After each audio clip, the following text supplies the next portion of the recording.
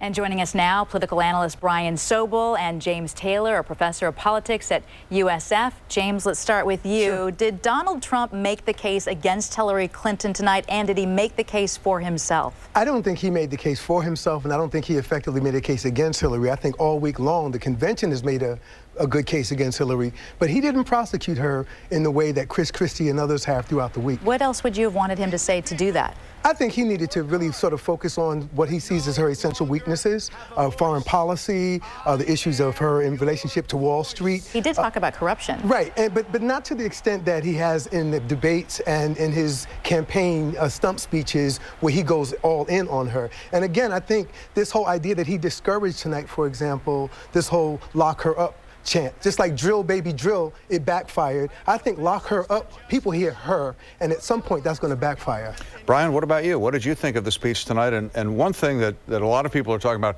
is how long it was, and whether it may have been too long. Yeah, that would be my number one observation, is it was a very long speech. There's an old adage in politics, no political speech is too short. He might have shortened that up considerably, because that gives you greater impact. It gives you leaving you wanting more. And tonight I thought he went on for, probably 15 or 20 minutes too long. But other than that, what did you think of the speech? It was the standard Trump speech we've been hearing month after month for a really long time. And it was on a big stage in front of a lot of people. You said in earlier newscasts he needed to look presidential. Did he look presidential tonight? I wanted to see, just me, I would have liked to have seen more policy-oriented discussion and plans, and he referred to them, but he never got to it. And the piece about being presidential looked pretty much still like a campaign speech to me. Professor, I heard some people questioning whether the speech was too dark, but CNN interviewed his campaign manager who said he's just speaking the truth. Yeah, I listened, and I thought it was a sort of mixed speech, and yet after I watched CNN, I was told and persuaded that it was a dark speech that I didn't detect by itself objectively. So I think that's part of the problem, is that people are perceiving Donald Trump as having sort of cast this Nixonian darkness upon America, as opposed to the Reagan-esque hope and morning in America.